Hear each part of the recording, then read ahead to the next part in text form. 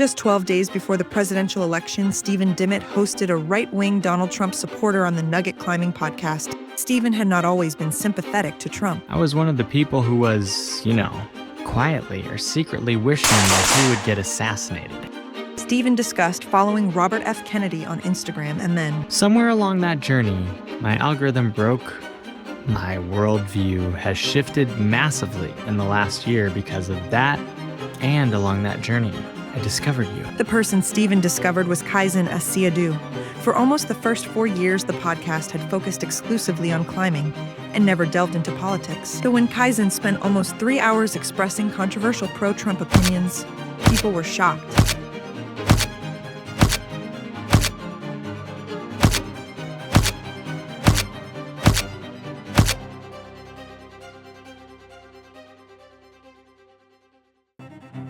Among the many lowlights, Kaizen discusses E. Jean Carroll, who Donald Trump was convicted of sexually assaulting. Kaizen says about E. Jean, I was watching interviews with the woman who accused him of sexually assaulting her, and I just felt something was off about her. Casting aspersion on a woman's character like this to support Trump, who once described how he liked to grab women by the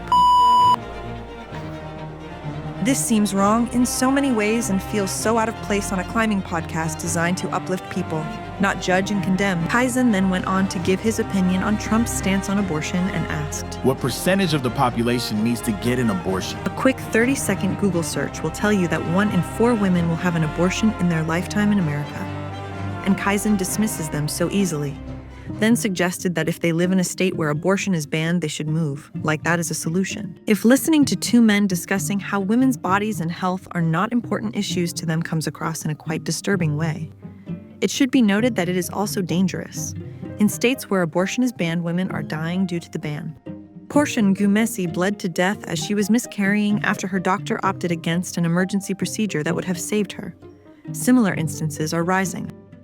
Alison Vest and Kyra Condie, both accomplished climbers, responded to this on their Circle Up podcast by saying, we became aware of another podcast recently that was spreading fairly dangerous rhetoric around women's health and women's bodies and the politics around it, and we wanted to address it. Yeah, I think a lot of that episode just was really harmful and hurtful, honestly, as a woman, to have your rights and your issues and decisions that are made around your body be talked about in a way that diminished them and diminished women in general. After speaking so harmfully about women, Kaizen then goes on to state that it's easy to hold on to victimhood, and the biggest issue surrounding racism is the focus on racism, further saying that the American Black experience is not his experience. He is in fact a Harvard-educated, Emmy Award-winning life coach who spent a year going to therapy and retreats in order to work out where his life was heading. So yes, not the typical experience. As a Black person, I had this very bizarre experience of being told the police in this country are corrupt and that I should be afraid. I was like, I've just never felt that way. I am fine. I feel perfectly safe around police. Sadly, many others were not safe around police.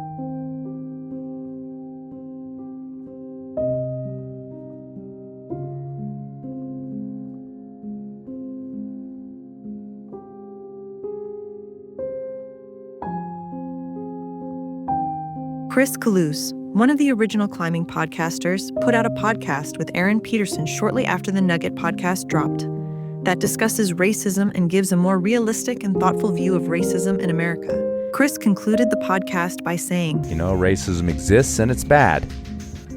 But you know what? It's October 28th, 2024, and some shit just went down. That's really kind of questioning if that's a bedrock notion or not. I thought it was something we all agreed on. I hope we agree on it here at the Enormocast.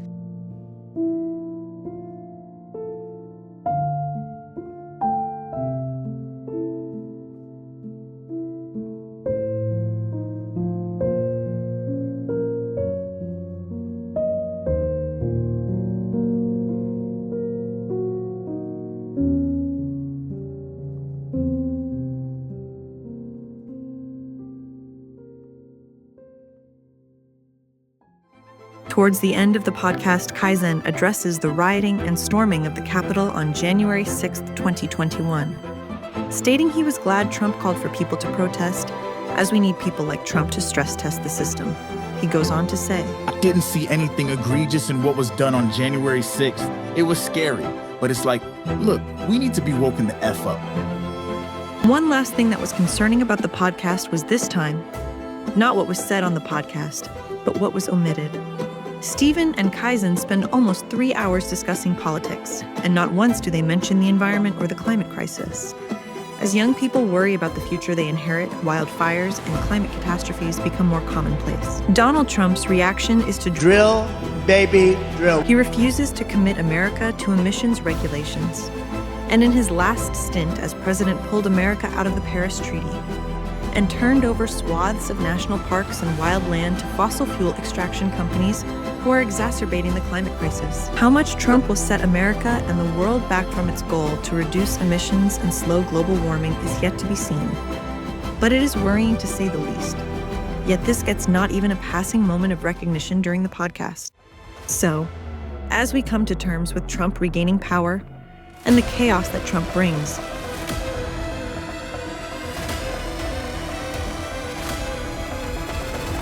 how do we as climbers reconcile with one of the most prominent voices within climbing media giving a platform to a right-wing Trump supporter? In the weeks after the podcast was released, the Climbing Nugget lost 30% of its Patreons. Will some climbers now think twice about appearing on the podcast? Cancel culture can be brutal, but this isn't a call to cancel the Nugget.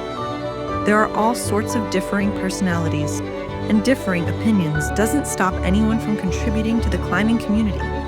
Maybe in time the people outraged will be drawn back in, because ultimately the guests are great, and the interviews, when they stick to climbing, are really good. Hopefully the Nugget won't be releasing any more political content though.